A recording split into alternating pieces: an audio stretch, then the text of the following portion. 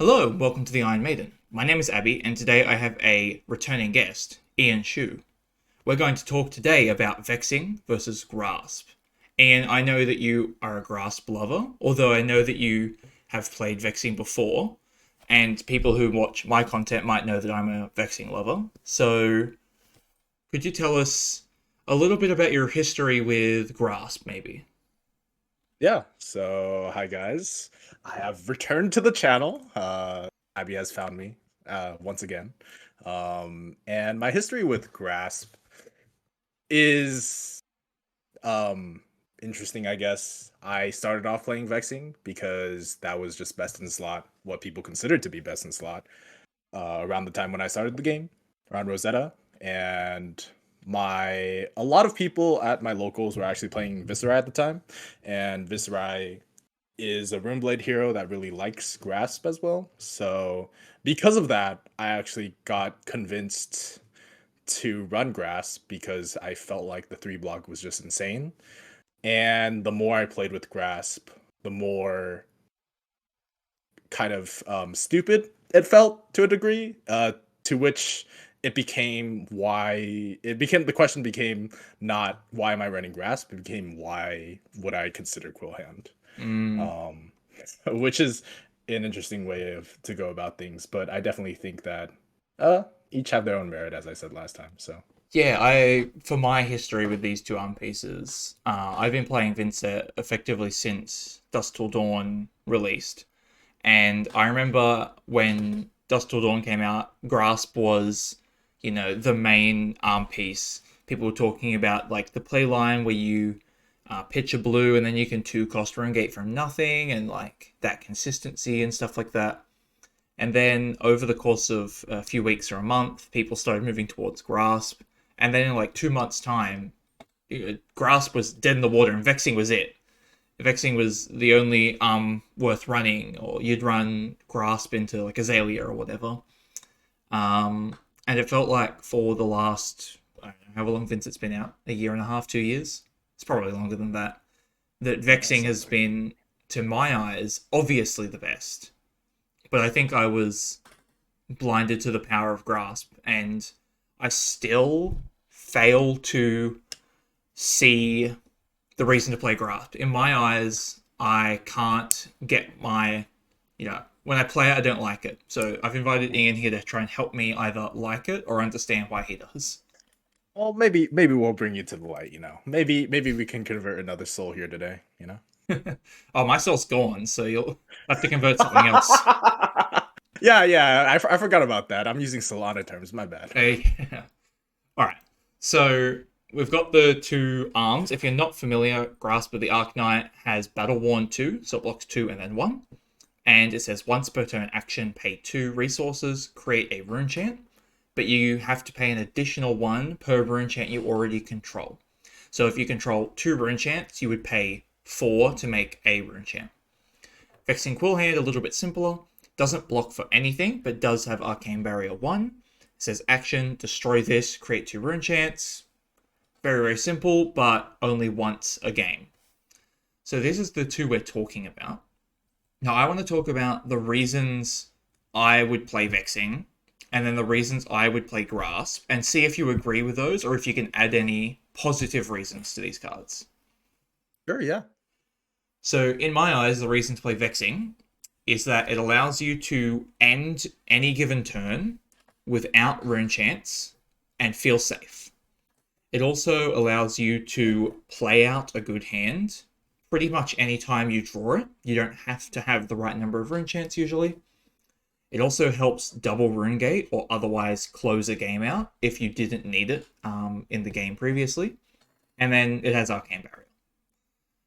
For Grasp, I think the reasons to play it are that it allows you to filter cards, and this is particularly strong on turn 1, but can be used throughout the game. It can create a rune chant, which can support rune gating consistently, and it's repeatable in that ability. It gives you 3 more life, but more importantly, it also stops on hits and can get around things like dominate and overpower. Are there any positives to these cards that you don't think I covered there? I mean, you basically covered most of the stuff that you kind of get on the surface, right? Yeah. So all the good points, all the good points on either side, you basically pointed it out. I will say for Grasp that specifically on turn 0, if you win the die roll, right, or on turn 1, you will have 4 cards in your hand, and because you're on Grasp, you can make the super, super consistent play of banishing a Rune Gate, pitching to make a Rune Chan, and if you're lucky enough to have cards over, which you should have if you're on more of a Grasp build with more pitch cards, you can arsenal a card. The like my bread and butter turn 1 is banish a Rune Gate card, and if I'm able to play out a Malefic or something, it's already juicy, and then pitch a blue into Grasp, make a Rune Chan, and then next turn you'll be on 3. For me, that was like the biggest reason to run Grasp, plus the 3 extra life, because it makes your turn 0, turn 1 super, super consistent. And that consistency when playing the game was something I really, really enjoyed. Outside of just the 3 life, that people don't often talk about. I think also, because I don't completely hate Vexing, I have played a few games of Vexing, much more now, a little to my chagrin, because I did want to see what other people were seeing in Vexing, and I will say that in more aggressive matchups, Vexing can shine, especially into decks like Acilio. I think Vexing is Yeah, super totally. good still for closing out the game, being super quick to close out a game. And I think Grasp is definitely still a lot better when you're going into slower games, when you're going to mid game, late game scenarios. So I mean, all the things you pointed out for each one are good. I just really highly value the fact that your turn 1 is going to be excellent. It's going to be super consistent. You're going to be able to send a 3 cost Moon Gate on the following turn, and we Mm. hope that it's a Deathly Will. So Yeah, I have considered playing Grasp over the years many times, and mostly for its ability to filter cards. I think that beyond the 3 life or the block value, beyond the ability to make rune chants, the most tantalizing part of the card for me is that it has a non-attack with Go Again that doesn't, break your rune chants. So I think into fatigue matchups, activating Grass to filter out heavy attack hands, super positive. And that can be one of the ways you fix the issue that Vynnset has of when you draw many attacks, you don't do anything. Now, when I'm playing Vexing, my strategy for overcoming this problem is actually just that I jam pack my deck full of non attacks. I just slant it heavily towards non attacks. But if you didn't want to introduce that new type of variance, then Grasp could help filter out those bad hands smoothly.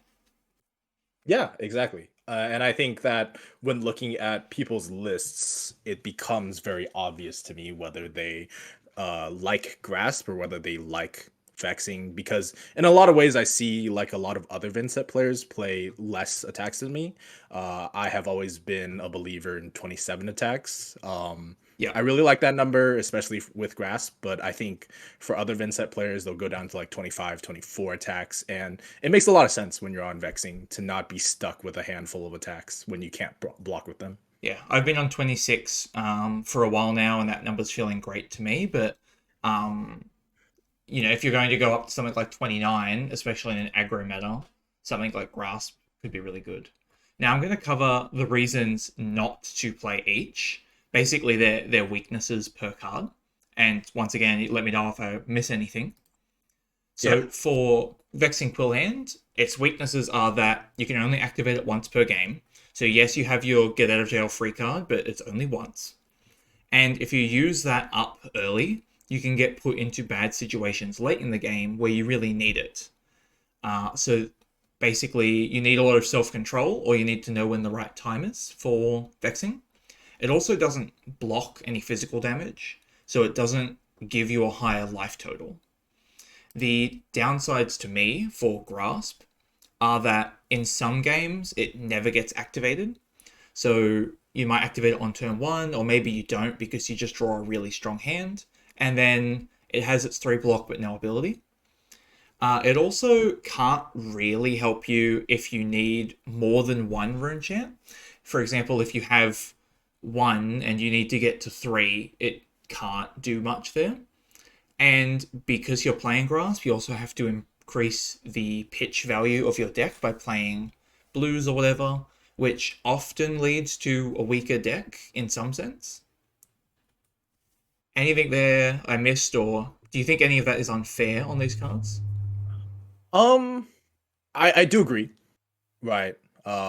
With all your things, I do want to say that in my experience, when I play Vexing specifically, into certain decks or certain players that understand Vynnset better, I do feel like whenever I do pop Vexing early, they will automatically change their game plan to just fatiguing me. And popping Vexing early into some of those players makes it very, very difficult to come back into the game, which is another reason why I didn't like it as much back in the day. Um, Yeah, and you very much have to choose your moment, and if you choose the wrong moment, or if you wait too long in some cases, not breaking it or breaking it too early can basically lose you the game. yeah, um, and I think uh, signaling to your opponent that you no longer have this get out of free card also lets them do a lot more things, gives them a lot more room to do things. And I've never been a fan of that component of Vexing, that it's this start and play, stay and play effect that once you pop it, your opponent understands that you're a lot weaker. Same thing with how if you pop creepers early and you lose creepers early without getting a lot of value on it, your opponent suddenly has a lot of space in the room in the game to do things. Um, Mm. Whereas grass gets the, what do they call it? Sip sip? Starts in play, yeah, stays in play value. yeah, yeah. Um, Yeah, that's been another thing about Grasp that I also really like, because your opponent can never really find like a signal point that they're like, okay, you're out of the game. I can start to Mm. chip in, or I have more room to do things. Another thing about Grasp, a weakness that you say about the deck is that if your average pitch value is higher, your deck can be weaker. Is true. Um, in Most decks. Maybe not in in Vynnset. in, in most decks, I would say, but specifically for Vynnset, I don't think that's necessarily true, especially because some of your strongest cards are blue, right? Yeah. Oblivion is blue. um Deep Recesses helps to get 3 more actually good blues into the deck. yeah, Deep Recesses is a great blue. Annihilation was a really good blue, is a really good blue, right? So I don't think it's necessarily diluting your deck that much. And I think this kind of skips ahead to some other points that we wanted to cover, but I think that because the deck doesn't need to run like, so for other decks, if you need a pitch base, you need to run like 15, 20 blues, right? Mm. Vincent usually doesn't need to run that amount in order to get the value off of Grasp. Running 10 blues, for example, has felt like it's been a good amount. And you're already going to run your Blue Ring Gate cards. You're already going to run the Machinations of Dominion. Machinations. Yep. Yeah. So to me, it doesn't feel like that much of a burden. Yes, if you're running some of these cards that I really enjoy, like Blue Mauvrian Skies, it will make your deck weaker. Um, but Somewhat, yeah. I overall, think yeah, Blue Mauve. Blue Mauve's an interesting example that I want to touch on because it is weaker on read, but in most cases it's exactly the same because the key to Mauve is the go again, not the rune chance. It was yeah, probably going to get blocked no matter what. mhm, So I think that yes, your deck does get weaker in a sense, but it doesn't get weaker in any maybe real way. I think maybe the correct thing to write here would have been you're required to play particular cards. Whereas in a Vexing deck list, you don't have to think about your pitch curve at all, not even a little yeah, bit. whereas the Grasp deck asks you to think just a little bit about it. Yeah, and I don't think that's a bad state to be in the game. But I will say that having Grasp in your list does really introduce blue Deathly Whales, and that is a reduction to your overall power. Um, Mm, Grasp really enjoys blue Deathly Whale because blue pitches for it, and also the card that you want to see most of the time when you are running Grasp after you pitch that made your 2 run chance your next turn, the card that you want to see is the Deathly Whale, and you don't care what color it is, you just want it to be there. You want there to be a shadow non-attack. You want to start your engine there. totally. All right, we're going to get into the next section, which is we're going to rate Grasp and Vexing versus each other. I guess I'll represent Vexing and you can represent Grasp in this court of law. And we're going to argue which one is better on this specific category. So first we're looking at offense. So we're looking at the ability to power a turn or the ability to power a game, dealing damage. I think this is Vexing's slam dunk because it powers out either a combo turn from the start of the turn when you need it or in the middle of the turn when you want it there. But it just has a better number being a 0 for 2, whereas Grasp, I think, is better at the medium speed play. Do you have Yeah, a defense? I think no. I have in terms of offense, there's zero defense. Why would if you're just thinking about raw offense, if your opponent does nothing, blocks out the entire game, yes, we're running Vexing. Like it like there's no argument I could make here in order to defend Grasp without sounding like a total lunatic, which I could do at times, but for the sake of Saving the just viewer's time. being reasonable, there's no argument. Of course, for a card like Vexing Quillhand, you would really enjoy it if it was an instant destroy this, create 2 run chance. But, That's very true. Yeah. Being able to do it without closing the chain or even to play a reduced to run chant would be amazing, but then it would have to be legendary, I think. Yeah, you can't always get what you want, but You can't always. All right, so 1 point for Vexing. I'm off to a good start, but I think next one's probably not so good. We have defense. Now, I think Vexing has an argument for defense, but I think that Grasp is the premier defensive piece, so I'd like to hear yours first. okay. So Grasp obviously blocks 3, and Whoa. we're already there. I mean, Leagues like, ahead. like also it has Battle Worn, so you can use the effect after it blocks. Crazy. Yeah. They don't print much Battle Worn equipment anymore. That keyword is broken. Yes, I figured that out. Oh yeah, that keyword is insanely stupid. Other than that, I have found that Grasp, if you have too much go again in your deck, sometimes you can just go again piece, pitch into Grasp as like a chain ender, make 1 rune chant, and in that way, if you're talking about pure defense, right, it can make the 1 rune chant you need for your reduce, right, in that way. It also Which, means you don't have to swing flail in some cases, which is kind of defense by not paying your life. yeah.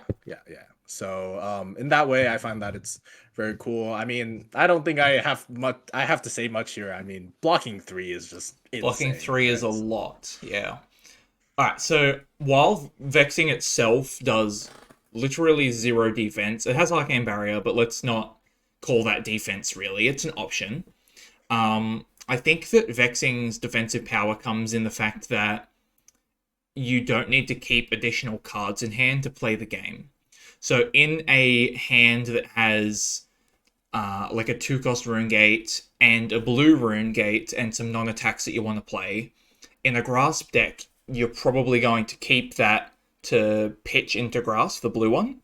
But in a Vexing deck, you can block 3 and either play this turn using Vexing or keeping your Vexing or whatever. But you get to block with additional rune gates that would otherwise maybe go into Grasp. Now, is this a better argument than Grasp? Probably not, but I think that it does actually increase defense in its own weird way. Yeah, I mean, definitely keeping cards in your hand to fuel the Grasp is part of it. I think that after you have been a more experienced player on Grasp, you should understand when actually blocking fully and just being okay Mm. with your next turn being banished pass are some lines that you can take. I think that's the same One for more vexing. You need to know when is the time to just banish and pass and not click the button. Yeah. And I think yeah, that's just a skill level to Vynnset. I mean, another point for vexing is the fact that blue T-bone doesn't feel that bad, but I mean, we're just splitting hairs at that point. Yeah, but yeah. With vexing, you get to give them vexing on T-bones or any other sort of force block cards. But Yeah. I think that grasp is the premier defense choice, and anything that vexing does get, grasp can replicate anyway. Like, you can still block with extra cards, like you say. You don't have to be pitching the blue ones. You can still block for 3 when you need to. Mhm. So it's 1-1, ladies and gentlemen. Next point Yes. is consistency. Now, I think when I was writing this out, this is the one where I thought, I don't think that either of us is going to budge on our arm piece. Because to Mhm. me, Vexing Quillhand is uh, it is a burst option, but it is highly Mhm. consistent because Mhm. in a Vynnset game that you win, there's an average of 7 turns, at least in my decks, which Mhm. means that 1 in 7 turns, that's a fair bit of time. And if I can use the turn that I've cracked Vexing to put a Malefic down or to hit a Deathly Whale or swing a Flail or whatever like that, then the Vexing powers a turn that powers into a turn that powers into a turn. Mhm. And if I didn't have it, I wouldn't be able to power the original turn, which then lets Mhm. me do the rest. So I think that vexing is the better consistency piece because it Mhm. lets you start playing the game or catch back up. Mhm. Do you have a similar Um argument for grasp? uh I mean, part of the consistency argument for grasp was always turn zero. Right. Mm, I will get to my 3 rune chance on the following turn. I will be able to play a Deathly Whale. To me, that feels super consistent. In 99% of the games, I get that down. And that's always been a line that is super great, especially because I'm running 9 Whale, right? yep.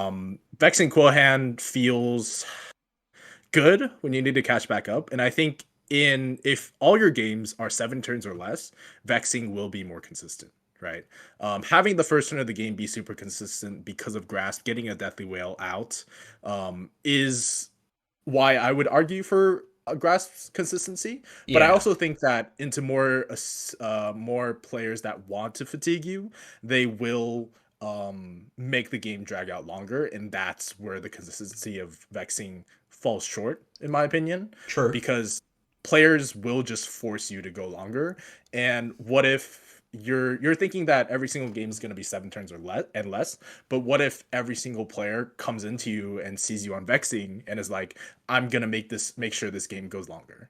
Like, I'm not gonna care if I don't send like consistent damage. I'm gonna try to fatigue you out and try to drag this game on longer.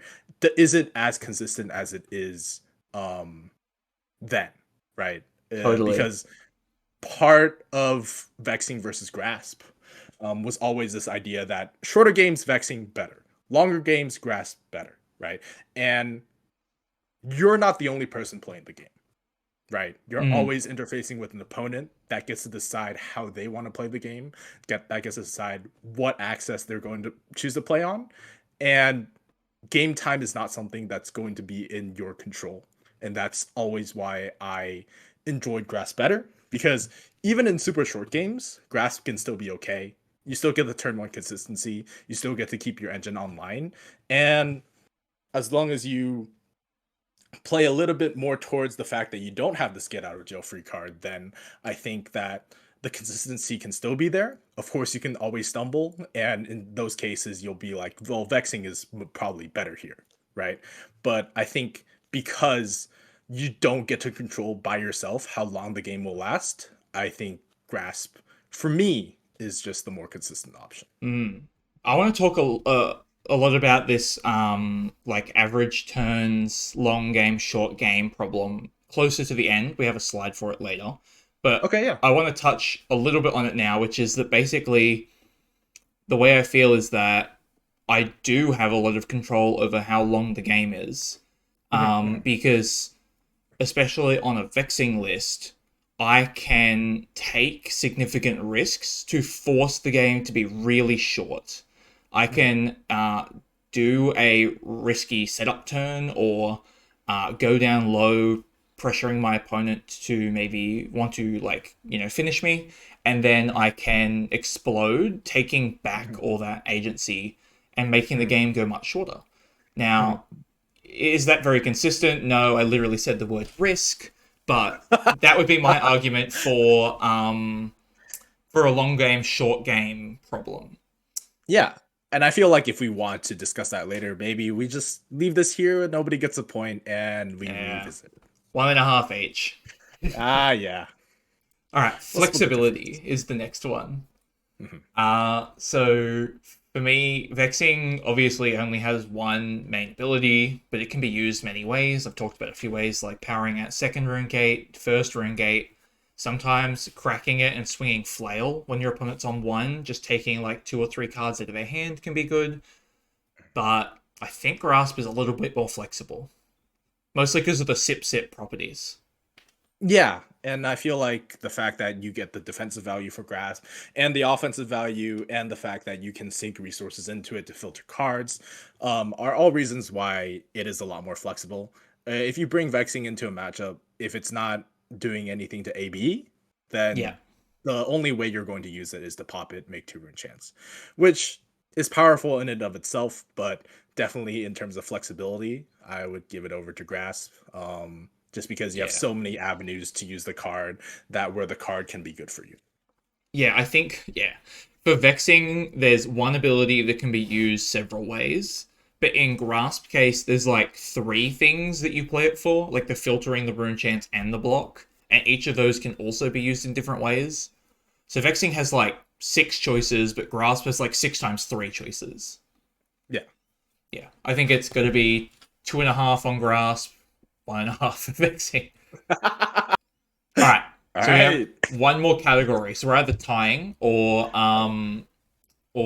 putting it in Grass favor, which Okay. is Okay. synergies. Okay. So Vynnset obviously a synergy based deck, like pretty much Mhm. every Runeblade is. Yep. Cards sometimes are kind of shitty on their own, but when Mhm. combined become extremely powerful. Mhm. And Vexing, I think, powers so many synergies. It powers turns where you need to start your combo, and it lets you play more expensive rune gates without worrying about pitching or anything like that. So think of a card like Deep Recesses of Existence, the new 4-cost rune gate, or even Annihilation. Mhm. Sometimes I look at these cards and I crack my Vexing to play them, and I think, if I had Grasp, I would never feel comfortable playing this. Like, it's good because it's a blue, but I would never feel like I want to play this. Mhm. What synergies does Grasp have that, argue back? In the past, there was only the one with Reaping Blade that I would have. Yep. Um, Other than that, Grasp, honestly, if you're just looking at pure synergies, doesn't have much. I will be completely honest with you. Um, Rune Blades want a lot of rune chance in order to make their cards better, right? Rune Gate as a keyword is just purely about how many rune chance do you have, right? So Mm. running the 4 cost rune gates has always felt prohibitive, especially when I am on Grasp. And that is why, if you go back and look at my AGE list, I was on 2 of the 4 cost annihilations. Which definitely does feel bad at times because Annihilation can be such a power card.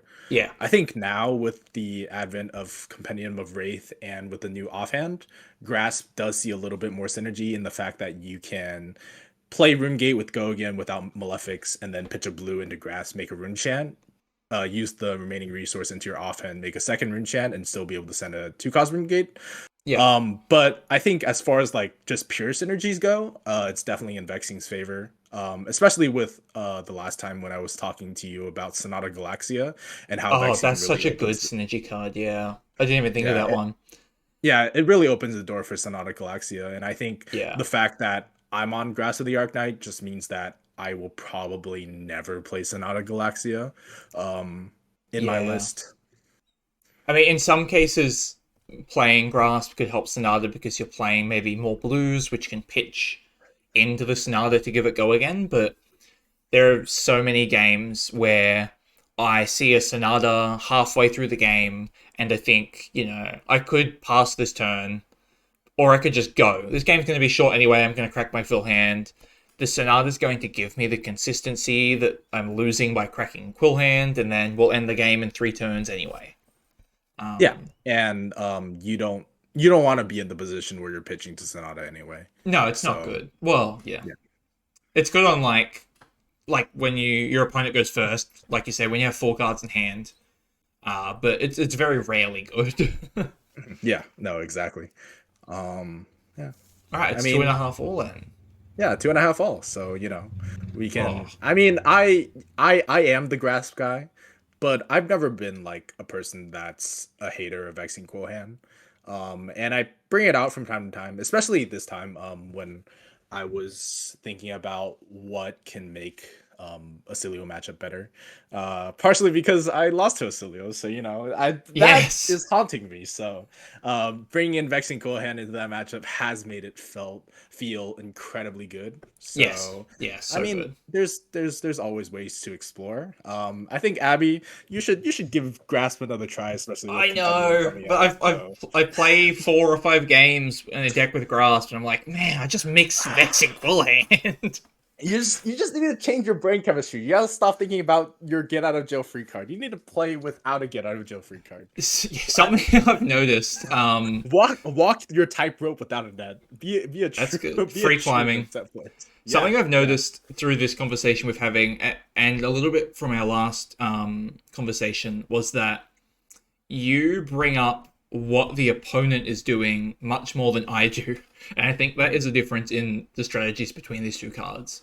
Grasp looks to the opponent and tries to slow their game plan down while still supporting yours. Whereas Vexing is like hitting the gas. It's my game plan is better than yours, and I don't really care what your game plan is.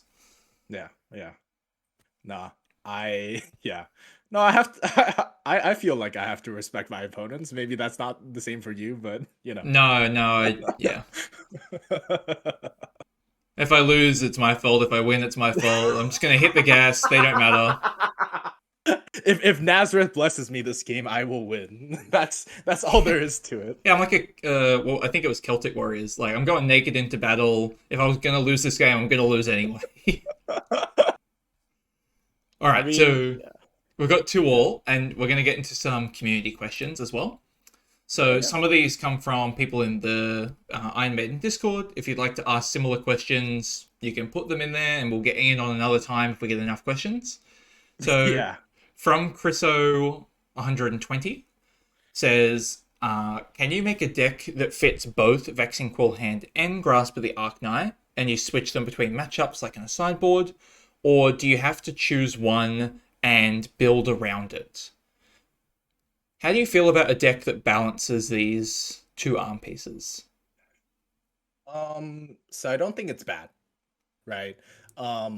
Because I have tested Vexing here and again, I definitely don't think that you have to sacrifice anything in order to support Vexing Quillhand in your already Grasp of the Arknight build. That's true. I do think that if you're already on like a fully Vexing build, that you can't just run straight to Grasp, because you do need a good amount of blues to support it. It's not anything crazy. Like, you run 3 more Deathly Whales, and I think that usually makes it better. 3 more blue Deathly Whales, which not everybody is running, right? Well, yeah, you could sideboard like 3 blues in or something like that. Yeah, it's interesting because I think you're right. From the Grasp focus side, putting Vexing in costs very little. Like you said, into Acilio, it's a good switch in because Grasp is maybe not so important that matchup, whereas the Arcane Barrier plus the burst value is. But when you're playing from the Vexing side, I think Grasp has issues. Although I think that it's good to have a Grasp, even if you're a Vexing lover, because when a deck like Azalea comes back into the meta, having a way to shove all your armor in front of a deck that can't block but will overwhelm you with damage is really strong. Yeah. And yeah, like they're not going to be able to block out Deathly Whales in the case of something like Azalea, so you don't need to worry too much about Rune Chance, and Grasp is a good way to cover up some Dominate or something. Yeah. But the And ability, no. Yeah, yeah. And I've been feeling that way into Marlin as well, where I bring Grasp. And just as a side note here, please, guys, PSA, don't bring Tunic into Marlin. They can run the new high current currency card, and they can be like a meme board card for them. So please just run your Temper 2 and your chess piece, just as a PSA. That's a good PSA. I hadn't thought of that. I haven't played against Marlin very much recently. But not only do you get the 2 temper, which can stop one of their overpowers, but giving them 2 gold is really bad. Yeah, I got by a friend, so he's gonna hold that over me for a while. Never again, though. Never again. No, you run Marlin into me. No, I'm putting up my temper 2, bro. Yeah, I kind of felt that was right anyway, but that's something really important to look out for. Yeah. Yeah, into Marlin, like I think Grasp would be better because that game is going to go a little bit long, but the key to not dying is being able to stop a harpoon to stop the momentum. So I could definitely see Grasp being better into Marlin, whereas Vexing's good in something like Acilio. Yeah, exactly. So yeah. Yeah, but going back to the question, it's if you're playing a Vexing list right now, definitely think about what super synergy pieces, like we talked about synergies being on the side of Vexing. Think about what synergy pieces you're running that get significantly worse with Grasp as your arm piece. Maybe if you're running Sonata Galaxia, right? Think about those, and then think about how many blues you're running, and if your sideboard can support slotting in 3 more Deathly Whales. Yeah. But the answer is yes, you can include both of these. You don't have to strictly build around one. It's just that I think one of them is your primary arm and one of them is your secondary. All right, we have another question from Chriso up next. They also ask, Mordred is, or can be, back in big numbers. Mordred's seeing a lot more play. Is Grasp or Vexing more suitable to a Mordred deck list, and why? I think it's got to be Vexing. I mean, You think it's got to be Vexing? I think it's got to be Vexing. Okay. So sell me on Mordred Tide Vexing. Sell me on this. So you play a Mordred Tide, you crack a Vexing, you get 3 Rune Chance, which is, a bit better. And then the key to the Mordred Tide list, which I've been playing, is chaining Deathly Whales, which is kind of the thing that Mordred Tide does best. Also in my Mordred list, Deep Recesses of Existence is really, really strong, getting something like Funeral Moon, which gets 2 more Rune Chance.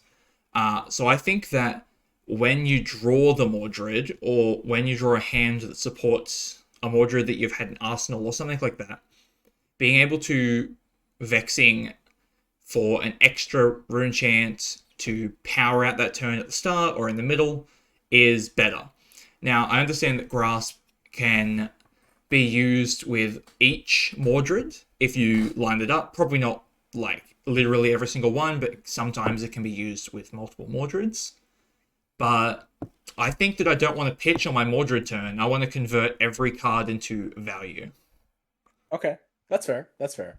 I have found Mordred Tide to be a card that you only need to resolve once well in order to win a game, especially if you're on Grasp, because of the extra block value that you get off of Grasp. I have been really, really enjoying go again with the Runegate card, having no Malefics out. You play Mordred Tide, you pitch a blue into Grasp, you pop your offhand, you're at 4 Rune Chance, then you play the Deep Recesses of Existence, you banish the Funeral Moon, you get 2 Rune Chance for your next turn. Mordred Tide got you 3 value off of Sip pieces. But it's a different line. Vexing is probably still better, but I think that it is good that Mordred Tide is back. I have always been a champion of this card over Revel, and I definitely think that with the grass build, you can't run Revel anymore. Yeah, I've tried Revel. I think Revel is definitely a card suitable for Vexing and not Grasp. So yeah. I think kind of Mordred answering to your works with question. both, but Yeah, Rune yeah, Revel only really works with Vexing. yeah. Yeah, I think yeah. So I think Mordred can work with both. I think definitely you bringing up the fact that you wanted to pop Vexing and then go whale into whale yeah. is Or setting up those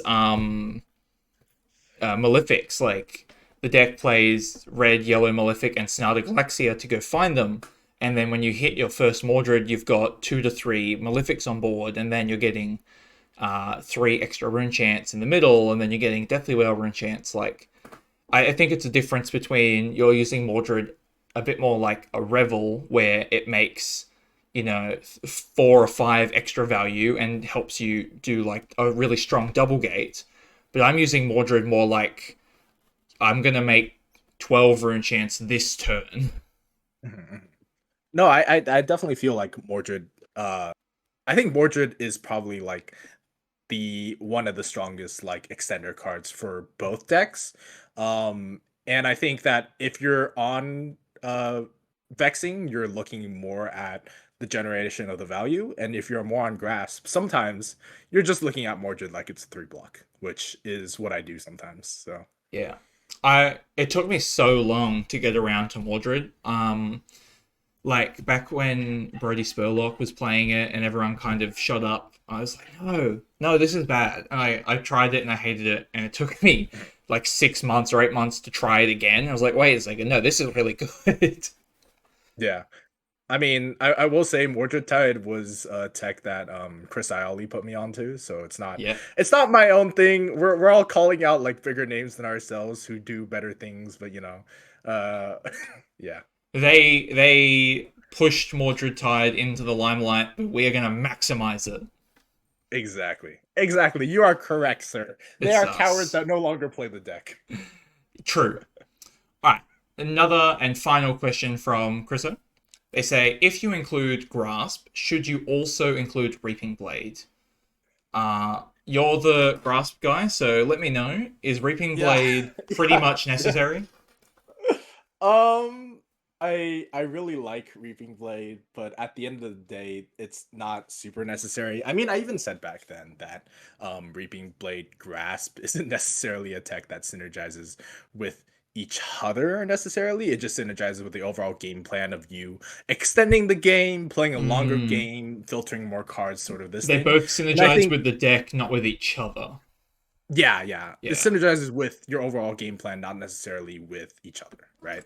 So I think Reaping Blade still has a lot of good cases, but the new pen offhand is super insane, and that card just makes it so that my Bay Reaping Blade is sitting in the sideboard most of the times, and I think that Reaping Blade may go by the wayside one of these days. It's definitely dependent on how many decks will be running Sirens of Safe Harbor and stuff like that. So Yeah, I think Reaping Blade is a sideboard card. It's always been a sideboard card for me. Into life gain. I've tried it into fatigue, like you talk about extending the game, but my vexing opinion has always been that I don't want to let them extend the game. I'm gonna kill one of us on turn 8. Like one of us is okay, going yeah, down. yeah, But hearing that the kind of Runegate, Grasp, Reaping playline that you have talked about isn't so core to the deck that Reaping Blade is necessary is good. yeah, yeah. I mean, honestly, as a deck builder, I myself am not super attached to any one card. I will just cut cards that I've run in my list for a really long time. So, Oh, I I get mean, it's attached to them. They're my little children. yeah. I mean, I'm trying to win the game out here, Abby. Like, if you're not making the cut, I'm cutting you from my laps. So fair. So Yeah, I keep a lot of strange sideboard cards, and I'm like, oh, but I really, really but like. I what? kept Funeral Moon for a long time when it was bad, and I'm really happy that it's good again. Yeah. Funeral Moon is insane now with deep recesses. I've been a long time Funeral Moon hater, but I am not so high and mighty to not run it. I Now that still it hate the card. synergizes. No, I I still love hate the it. card. Every time I draw it up, it will be a 3 block. It will only be there for deep recesses. It is a 3 block until I play it from the graveyard. Oh, putting it in Arsenal's good. Have you ever Arsenal one and get hit by a CNC and just play it? Yeah, I've done that before. It's good. I just don't like giving Funeral Moon any credit. I Fair enough. yeah, It's like fair enough. painful passage we talked about. I think off recording last time that you have a kind of a jokingly serrated opinion of painful passage. Yeah. I mean, that's me. I come to Armory and I just call cards bad, and then people have to believe me because I'm the only one playing Vynnset, right? It's So true. Trailblazer. yeah, but going back to the question. No, Reaping Blades, a cool card. I still like it into a good amount of matchups. Especially the slower ones, the ones that are going to go long. So Yeah. I don't think you should cut it because now that I've said all these things, but you know, if you have space. Yeah. But it's not required. It's good to know. No, no, All right. no, no. Now we're off the Chriso questions. Thank you for 3 really good questions. And we're on to Brash Candy Boot, which I think is my favorite name from the Iron Maiden Discord server. So congratulations, you did win. Brash Candy Boot asks, which matchup is Grasp important into, or which matchups? And which matchups are Vexing important into? So basically, if we're going to break down decks, we can break them down hero by hero, but mostly I'd like to try and break them down kind of by archetype. So into like a Syndra style hardcore redline aggro, which one do you think is more important? Um, it actually starting from the aggro decks Actually, this a is bit rough, more yeah. is more tough because it's very nuanced because Syndra by her running Mask of Momentum makes it so that she has relevant on hits every turn of the game, in which case I really enjoy Grasp. And there was actually a testing session that I did with a friend of mine, Moises Lopez, who really likes Ninja, and he played like I think we played 20 Syndra versus Vynnset games in like a row. And Mm-hmm. he was just trying to find any way that he could win. And at the end of it, he came to the conclusion that because I'm on Grasp with the Arknight, he cannot win that matchup deterministically. That's Um, fun. Yeah, I agree because that into those decks that can't block and can't stop your like Deathly Whale triggers and stuff like that, um Grasp's 3 extra life blocking on hits seems really good. Vexing has its power in like basically ending the game quicker, but I think Grasp probably raises the floor enough that it's the better piece. yeah. I mean, for him, he was telling me about it. He was like, "Your Grasp bought you like 2 extra turns this game, and that's 2 extra turn cycles where you dig 8 cards deeper into your deck to find the scum that you need in order to win the game." True, Right. yeah, drawing towards power Um, cards, yeah. yeah. So when you think of it that way, for like Syndra and Fang specifically, I would say like Grasp is probably superior just because blocking the on hits is pretty good. Mm, Into something like a Fi, for example, it's kind of more up in the air because they're going to be on Mask of the Bouncing Links. They do mostly, yeah. have they do have power cards that have on hits, notably, uh, I think it was Boiling Point, the one that destroys your arsenal on Rupture. Does anyone Um, play that? I've uh, never been hit by that card in my life. Breaking Point, sorry. Yeah. But I think it's a great card. I've seen it come every once in a while, and I think that for Fi specifically, it's a lot better card than all the enders that Syndra was running because Syndra had the extra fealties that she could generate, whereas Fi is probably gonna be on less fealties, so he's more so looking towards like Breaking Point and all these cards in order to do their things. So Mm, I haven't played against enough Fis recently. You would think it would be a more um popular deck with the advent of new cards, but I think right now Grasp just feels good into it anyway, just because you still get to block out more and enact your game plan, find your power cards. If you find Invert Existence, the matchup is over. So yeah, sometimes. Um, Okay, so for most aggro decks, Grasp is pretty good. Vexing has its place. What about a deck that is still aggressive but can start looking out in the late game? I think of a deck like Mario, which is mostly going to kill you, but if you run out of Malefic incantations, they can realize and turtle pretty decently. Yeah, Something into like Dorinthia Dawnblade. She's even a bit more turtly, but can usually try and kill you as well. yeah, I think into assassins that are running a lot more disruption and into Acilio, Vexing has a lot of merit. Um, Especially if you were playing the deck back when New was around. What you would do as Vynnset into New was kind of let her banish a lot of her cards and just be like, well, if I see Go, enough go, go. enchant generators and go again, I'm just gonna kill you, right? So it plays a lot into like your strategy of like making the game short and just killing you with a bunch of cards.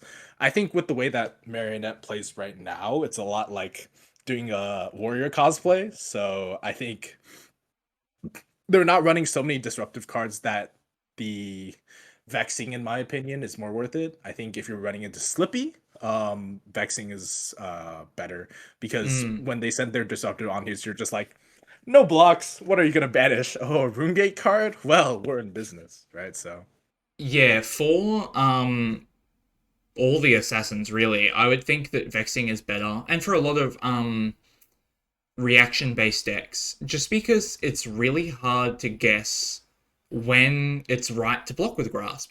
Sometimes you might block when you think they have a few buffs, but they actually just like Arsenal a D-react or they sidestep, something like that. So I think that taking away that pain point of kind of wasting the grass block and just getting the attack value has always felt a little bit more consistent, a little bit more smooth to me.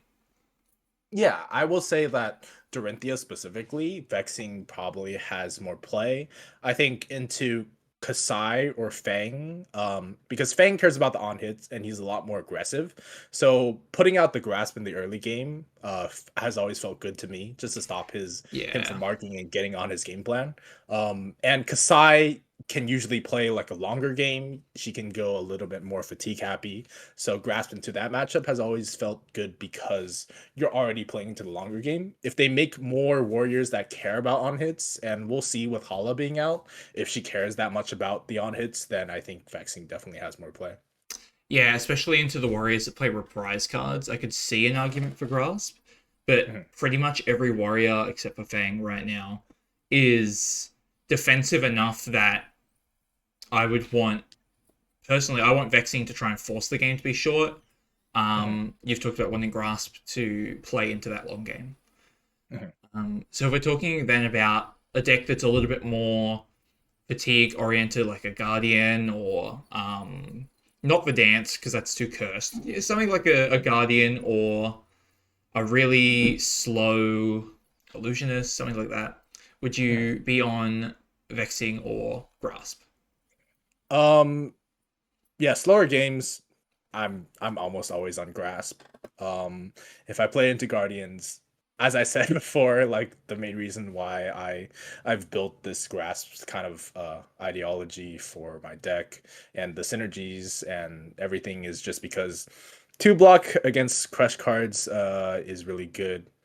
Being able to shove stuff with it, and Mm, into Guardians, especially if you struggle into Guardians, I would recommend bringing Grasp and trying it out, and it's definitely helped me a lot into my local Guardians. yeah. So, I still want Vexing into those slow decks because, and I think this is again that difference in macro strategy and how we win the game. Um, but I could definitely see Grass being important into Guardians with crush effects or dominate because you really want Tunic in that matchup to support creepers, but then you lose your temper two piece. So replacing that block value into the arms, I could see being valuable. yeah, But I just kind of want to take the risk and kill my opponent. and just kill them. I Yes, yeah, just want to I just want to sand too much you, arcane. you just want to murder them. I get it. I get Yeah. it. But yeah, I could definitely see Grass being good into a deck like Valda, or maybe even Jarl. Now Jarl can threaten to kill it, but the ability to block a Oakenold, for example, with like card, grasp, dereact. Whereas Mhm. before it's like card, dereact, eat 2 damage, eat 3 damage, Yeah, whatever. yeah, yeah. Um, yeah, and I think the only heroes that we haven't really covered are Dash IO and That's a Gravy good Bones one. in our in our big overall course of everything. So for Dash IO and Gravy Bones, I really want to hear your take because I do think that Vexing is probably pretty good into those heroes as well. But I've just always been on grass, so Yeah, now, yes. So, interesting questions about those heroes. I've always struggled into Gravy Bones, and I think that neither of these arms truly work against the matchup. They don't do anything in particular, but effectively, I'm trying to treat Gravy a little bit more like a Guardian, where they have so many blues and blocks, they're just going to block me out. So, setting up with my Quill Hand could help me power through.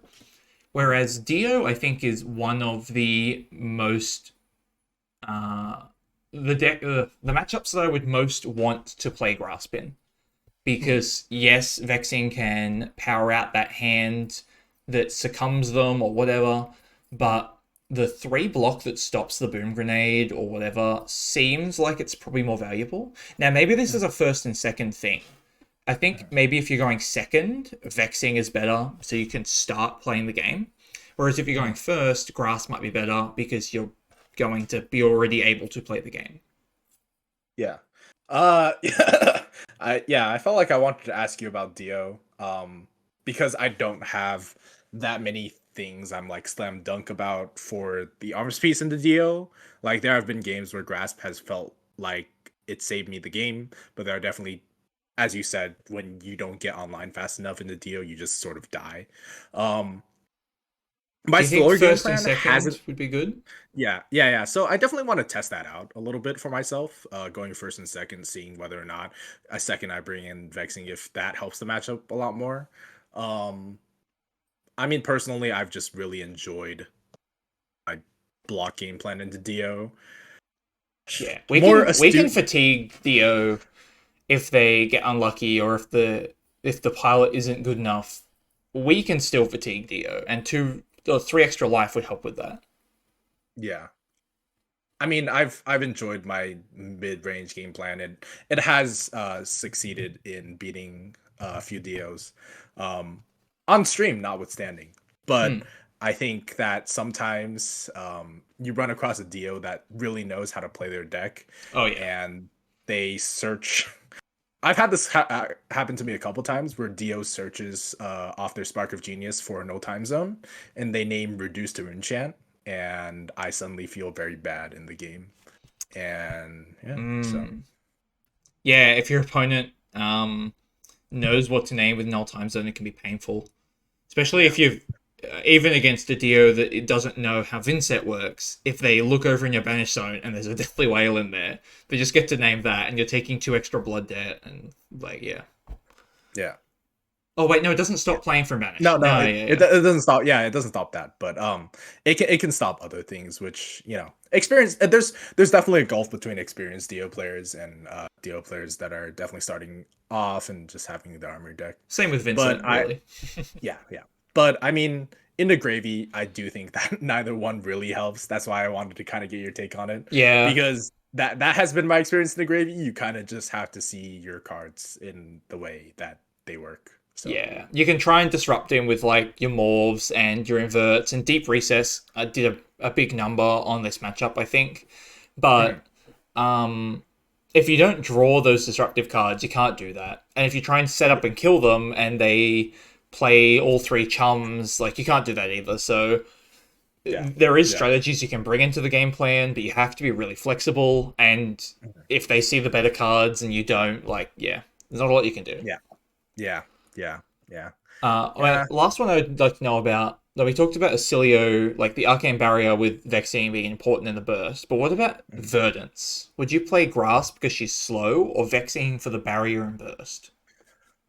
Uh, or I neither, guess and just go get lunch. it's definitely a get lunch angle. I mean, there's oh my gosh. Although recently I did beat Avertance, but it was more so off the back of Invert Existence rather than Mm.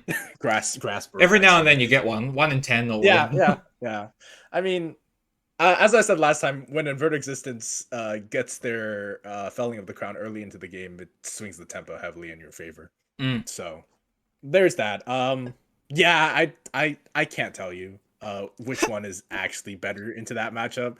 The matchup is just cursed. I mean, she's gonna LL soon anyway, We can right? stop. Yeah, we can. We don't have to We finish don't have it. to split hairs on this matchup. Yeah. Yeah. All right. Well, we can move on to the next question then. Also by Brash Candyboo asks, how many blues do you need to support Grasp of the Arknight? You talked a little bit about earlier something like 10 being viable and maybe 13 being optimal. Do you have any kind of elaboration on that idea? Um, Not particularly. As long as you're running the yellows that you should be running in your list as well, it shouldn't be too terrible. Yeah, Having, I know you've been off widespread destruction main board, I'm but back on it. having okay, so having widespread destruction main board is nice as well. Having succumb to temptation main board is nice as well. I know some people Oh, are like are more so off succumb to temptation main board. yeah, that's They me. run a little bit more sideboard. And then please run yellow deathly whale. Oh, Yellow Deathly Please run Whales.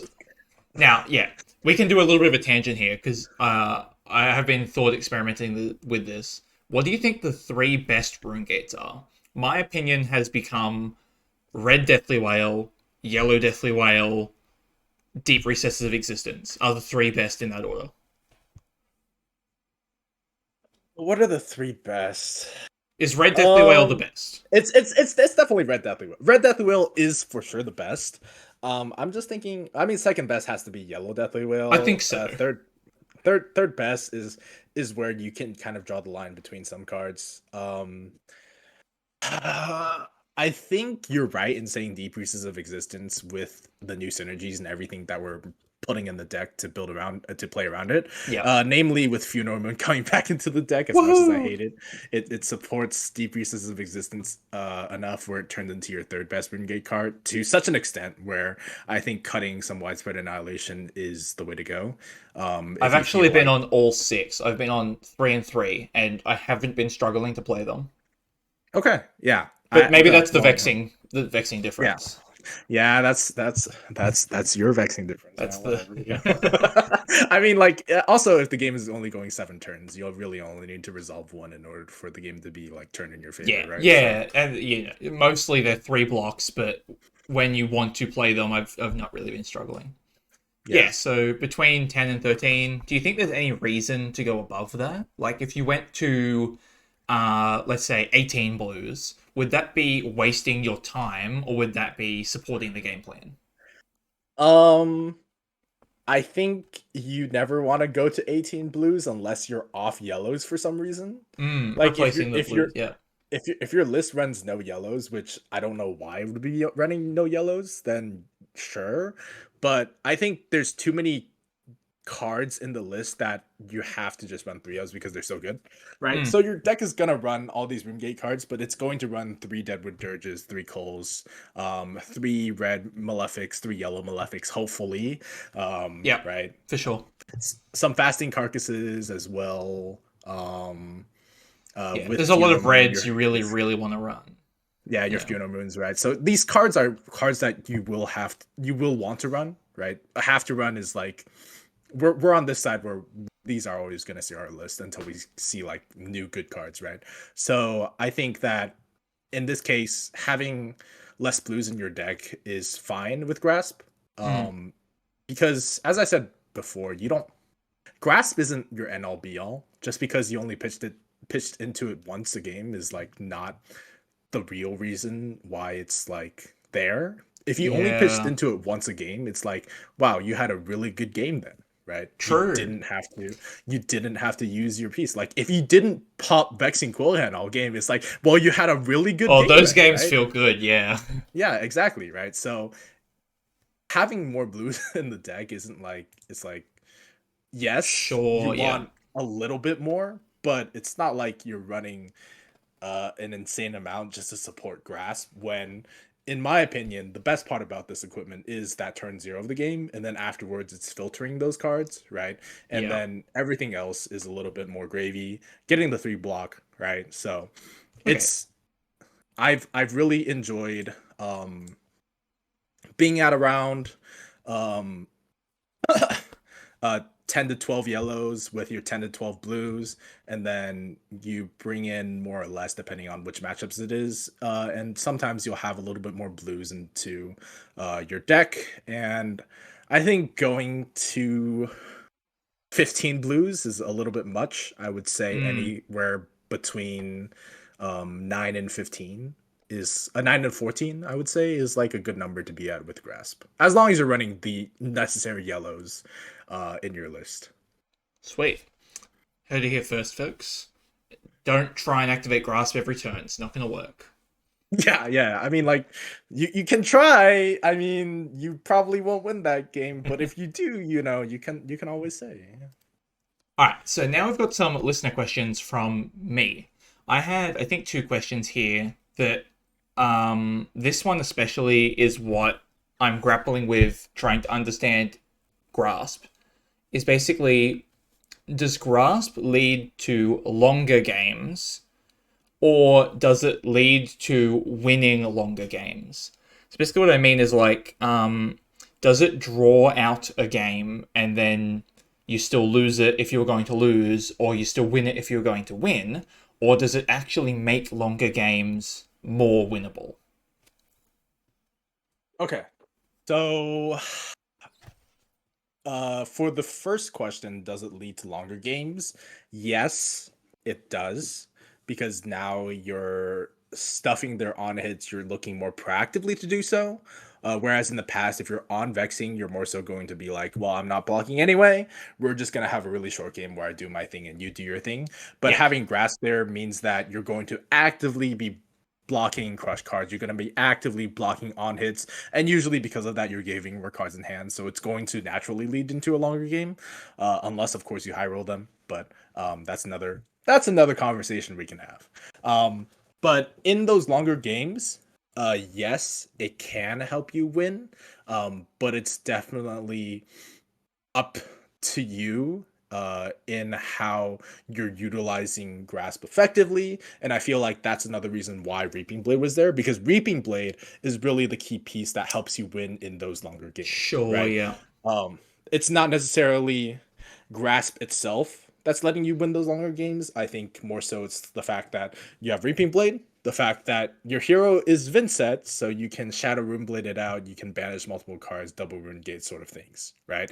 So it does prolong games. Once you get to an end game state where you are banishing a 2-cost Rune Gate, pitching a blue to your grasp, and setting just the 2 rune chance plus your 2-cost Rune Gate, you're probably just losing that game anyway.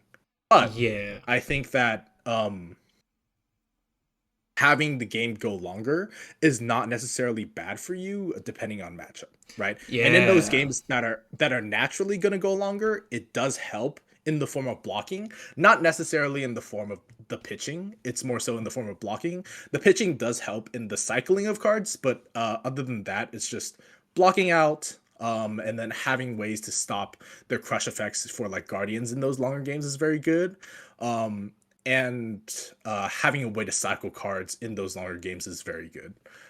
So Oh, yeah, I think this is pretty enlightening. What I'm missing about Grasp is when I was playing it, I felt that effectively the 3 block it produced was delaying the inevitable, not necessarily helping me win. And that's not because necessarily I was wrong in that thought. It's because you're winning long games with different pieces. Grasp just helps you survive into the long game. yeah, Um, so that, yeah, that's interesting. Whereas Vexing forces the short game. yeah, yeah, Like I always say, every Vynnset game is going to use half of the 50-minute match timer. mhm, One of us will die in the 25 minutes or whatever. mhm. But yeah, okay. I think I'm starting to Yes. get it.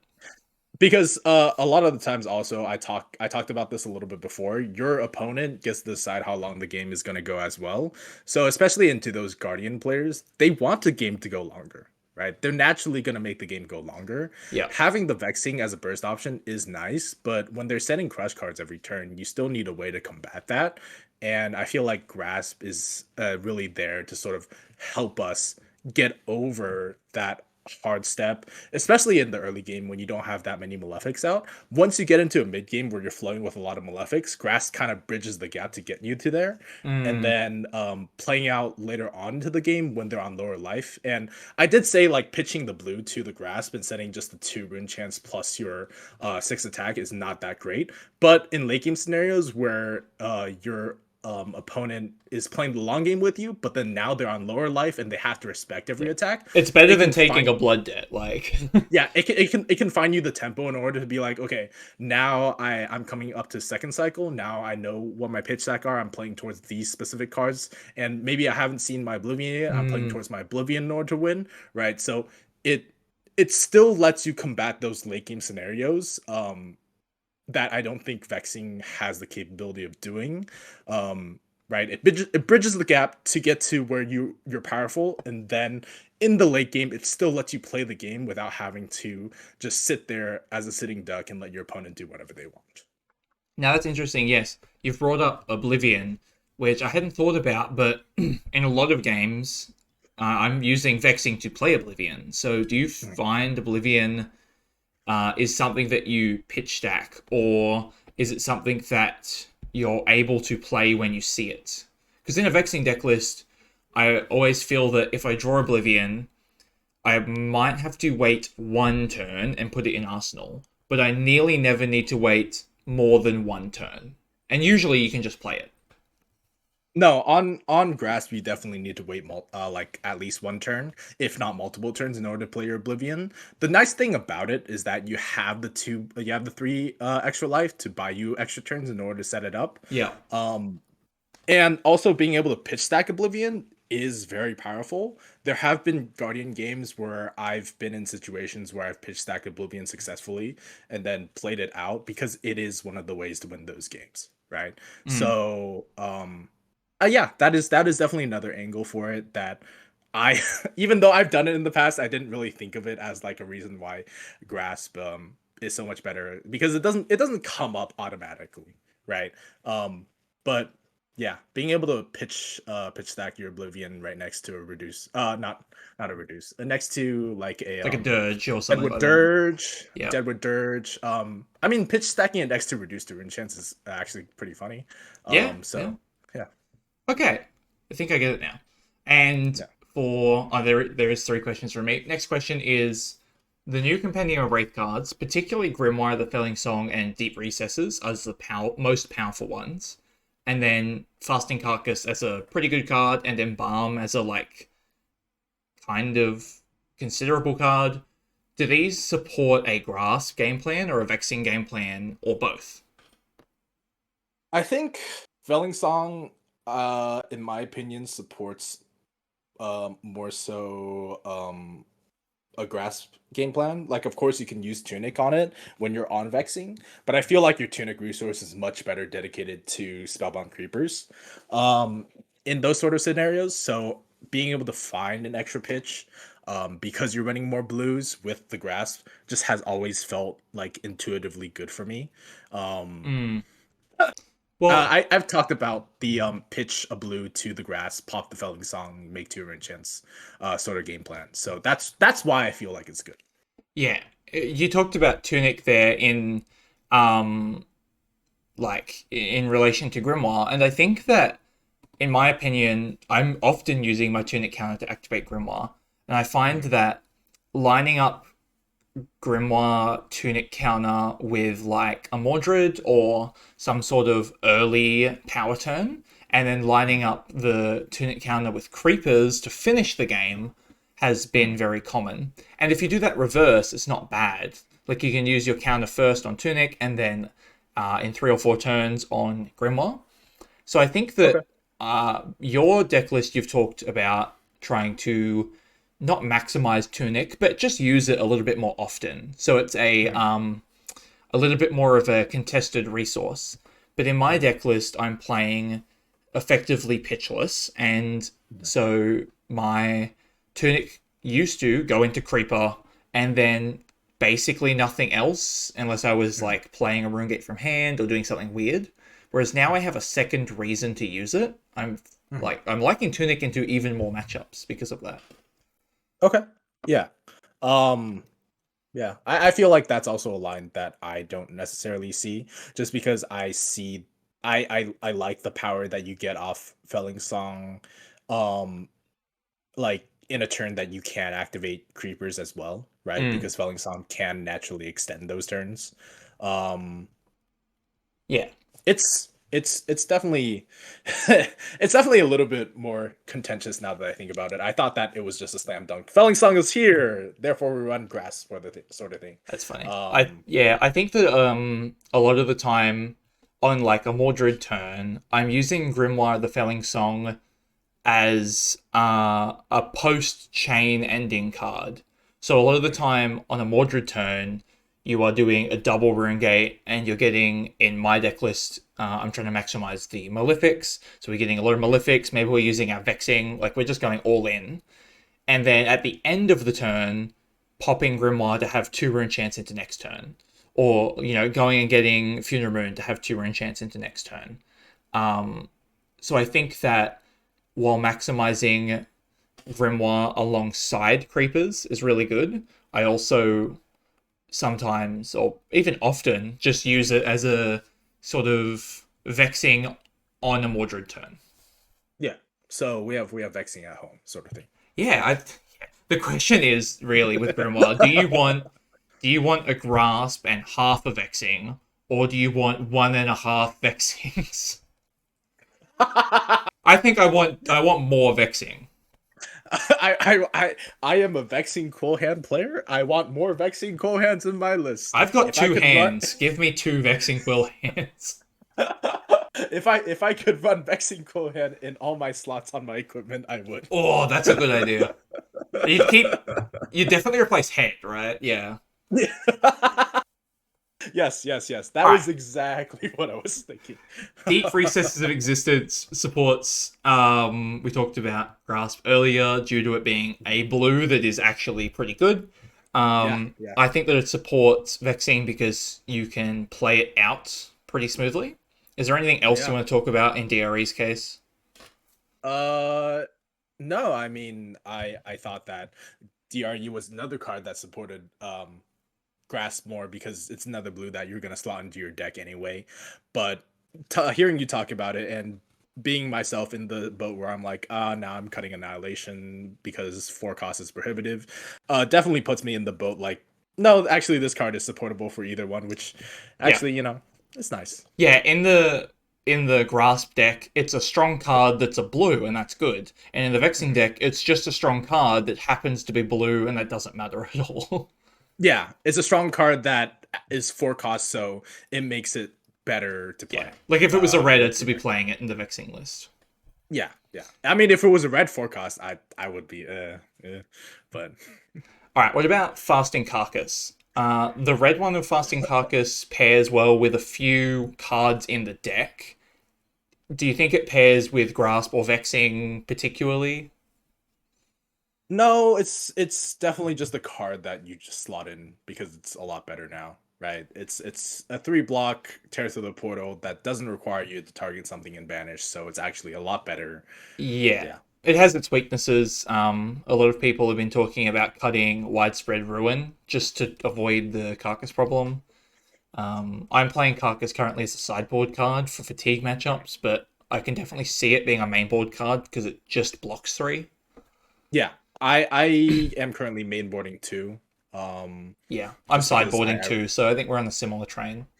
yeah, I like it. I mean, just don't be a coward, Like Mm, just have you ever considered not banishing Fasting Carcass after your random ruin banish, Like yeah. Or just not setting up a random ruin banish. Like, no one's yeah, forcing yeah. you to pay a life. Yeah. No. That's part of it definitely, but I think that Carcass there's too many upsides to the card where it's one downside is yeah, it's not Yeah. enough to make me not want to run the card. Definitely don't run it into the mirror because if Yeah. they invert you, Or then like you're assassins. yeah, It can be yeah, bad to yeah. assassins. Don't run into assassins. Don't run into the mirror. But other than that, you're good. You're solid. All right, and then the last one is Embalm. Now, this is a weird option that Vynnset has got that people are not particularly excited about, but I had an idea of playing this alongside Grasp, and then you could use Embalm to recur the 2 for 6 reds back to the bottom while you're pitching the blue rune gates or any kind of blue, and then you're lining up a sort of like pitch stack 2 card 8 over and over again. Is that something that you could do with Grasp? I mean, now that you say it, it could be very interesting. I have always just I've been on the other side of it because I do play Leviah. I've been seeing this more as a Leviah card rather than a Vynnset I card. think it's interesting in Um, Leviah too, yeah. yeah, because I mean, this is a Vynnset channel, but if you don't mind me talking about Leviah for a I little love bit. Leviah. I'm going to play her in Sage anyway. Okay. So, Embalm and Leviah is actually very, very interesting because you have a lot of two costed go again. Albeit you can't run the Shadow Realm Horror in Sage, but you have some two costed go again that are your best cards in the deck. Yeah. And if you run Embalm, then you get the random banish from your graveyard. You can play the Embalm after you play the 2 for 6 if it banishes your Embalm, right? It gets go again. It puts your 2 for 6 with go again back onto the bottom of your deck. Yeah. And because you're now playing CC Leviah, you play Call to the Grave naturally, so your deck is going to be shuffled, and it allows you to see your 2 for 6s again. Is something It that also refills your graveyard, so it's kind of like a How From Beyond buying you cards to banish into a matchup where they're not going to attack you, like so you can block or whatever. So I feel uh like that's it, a it is graveyard neutral because you do put the Blood Debt card from your oh graveyard back on true. the bottom of your Yeah, deck. I guess you're killing a 6 to the Yeah, bottom, but yeah, replacing it with this. I didn't think yeah, about that. yeah. So it's not necessarily like graveyard positive, which is funny that I talk about it like that. But it's interesting. I've thought about it into fatigue, but Leviah in CC as a deck is just naturally good into fatigue anyway because you're running Deep Rooted Evil, you're running like Howl from Yeah, Beyond, you're so much running Ghost recursion. Resistant. There's a lot of Yeah, value so in the deck. yeah, so you don't need Embalm, but I think Embalm as a card for Leviah is much more interesting.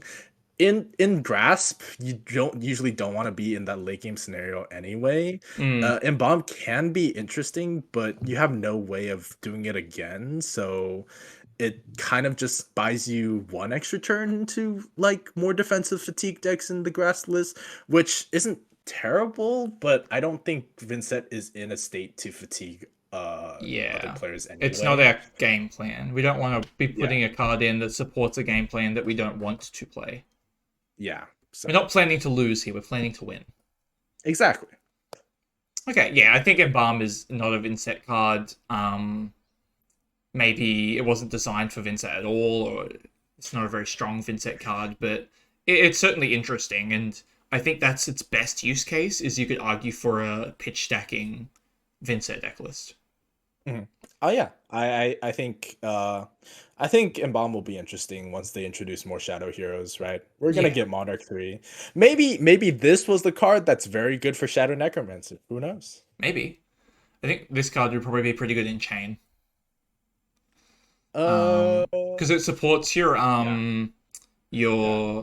what's the one cost that gets +1 for every non-attack? It supports that type of game plan. Um, Riftbind. Yeah, it supports Riftbind and it supports playing Eclipse. Like, I think it just being a free non-attack that you can play from Banish is equivalent to Seeds, so it's like not bad. Yeah. And then in LL you can only play one Cole, so Embalm effectively can be another Cole, right? Oh So no, it only puts attacks on the bottom. oh, it only says attacks? It Yeah, says attack action card with Blood Debt? No! yeah. I'm so Otherwise, close. in Vynnset, I would maybe play this if it could put like Cull on the bottom or stuff like that, or like I put a Yeah. Malefic on the bottom and then Sonata it. Like, yeah, but no. Oh man.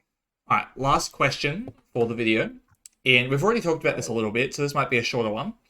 When you're building a grasp deck, Mhm. how often do you plan to activate the grasp ability? And what cards work best in your grasp deck? Mhm. Um, so as I have said in the past, that if you pitch once to grasp all game, you're pretty much happy. And that once per game will usually happen turn 0 or turn 1. You're setting up for your 3 cost room gate. That's why I run Rainbow Whale, because Whale is just so good for this deck, because you really just want to get a 3 rune chance, get the Whale out, play a Shadow Now attack, get your engine going from there on, right? Yeah. Um what cards work best with grasp? It's not necessarily like cards that work well with grasp. I would Yeah, say we've already it's talked more about how so, it's not a very synergistic card. yeah, it's more so to like help you and uh cover you, and it's looking from outside. It's not like a card that's a linchpin into anything that you're actually trying to do, but it helps you in a lot of ways. Part of like how we talked about the flexibility aspect of it is that it's very flexible. You can always do something with it, right? It's Yeah. not feeling useless in a game. So you're always getting that to work out. Having a one-off armor piece that doesn't truly synergize with your deck, I don't think is bad. Um, yeah, Yeah, I mean, we have Face Purgatory or like Crown of Providence. These cards don't push our game plan forward, but they're strong because they slow our opponent's game plan down. exactly. Yeah. And slowing your opponent's game plan down can be synergistic for you anyway, right? So Oh, so good. we did it. So at the end of the day, we're still on 2.5 points each for Grasp and Vexing. Mhm. I think we've come to the conclusion that it was silly to put them against each other. Sometimes we're running both, sometimes we're running one. We're all a big happy Uh-huh. community, Yeah, yeah, but they're different decks at the end of the day. And yeah. more than different decks, they're different philosophies about winning Mhm. the game. Mhm. Yeah. I mean, there was a part that we talked about what your opponent's doing and how your opponent can slow down the game as well, and controlling the overall flow of the game. Yeah. I think that's a question that's going to come up again and again, depending on like how much you respect your opponents, what you actually want to do into your Mm, opponents, what you can think about them. Because until you're in a game, you can't really tell what your opponent's going to do. So, in a lot of ways, I guess it is sort of, do you want to be more defensive or do you want to be more offensive? Do you want to yeah. slow the game down or do you want to speed the game up, Do sort you of want to thing? let your opponent slow the game down? Because yeah, like I'll give you an example.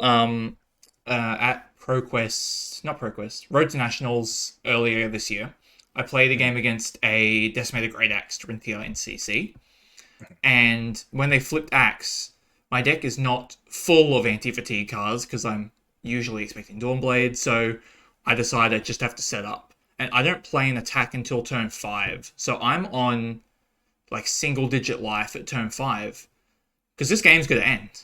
And if mhm, I'm helping end it for my opponent, that's fine with me. And then I won that game by just sending big turn into big turn into big turn. mhm, And I'm just not going to allow my opponent to make that game go long. Now, mhm, your deck doesn't always provide you with that. Sometimes you do this sort of setup game plan and you never draw the shadow puppetry or whatever. Um, but yeah, it's definitely a different philosophy whether you want to play with your opponent or play with your deck and mhm, kind of just ignore them. mhm. Yeah, and yeah, we're as you said, we're all one big happy community. One If big you've happy decided community. if you've decided to play Vynnset, you've already signed up for a little bit of pain, and I think having differences of opinions, having different play styles is another way that um, we can have these insightful discussions. We can talk about interesting things and come to a point in the game where we can be like, maybe one side is maybe better than the other. But I to to sort of like end it off, because I do have my own thoughts on like grass and prolonging the game and all these things, but I think we would just go in circles at this point, right? So I think we've just to end it covered off, it. I think that I think that I mean, at the end of the day, I think there's a lot of merit to playing what you like, playing where you're comfortable. Me bringing Vynnset to a big tournament like AG and winning out, I think was a lot of because I really enjoy the deck. I'm really comfortable with it. And just being a specialist hero, especially for a hero like Vynnset, where you're a little bit more fringe, has a lot of merits. And rolling up to an RTN with a deck that's maybe not the best isn't necessarily gonna devalue your chances because you might run into a play that doesn't understand everything that can happen, or Yeah. you might be more comfortable on this sort of deck, right? So I think I couldn't have said it better myself. Really, not only is Vynnset best when you're playing it because you love it, but the arm piece that you love more, the arm piece that you're comfortable with, that's the best one. yeah. Yeah. Alright, well, I think we're going to close out this video. It has been an hour and a half, so this is going to be a nice long one. For Wow. anyone who made it all the way to the end, thank you so much. You can like, Yeah. comment, and subscribe down underneath this video. You can also join the Discord, which is in the link in the description. There you can find many Vynnset experts and Vynnset newbies and kind of learn alongside us. And you can also look at my Metafy guides and my coaching sessions down in the description below if you'd like some very detailed Vynnset support. I think that's it. So be good. Yeah. If you have any more questions, I don't really respond that much in the Discord, but you can always ask Abby over here to call me up for another video. Yeah, we'll do a biannual Ian Shu check-in. Sure. If you can find me, yeah. Oh, it's going to disappear. All right. Thank you, friends, and see you.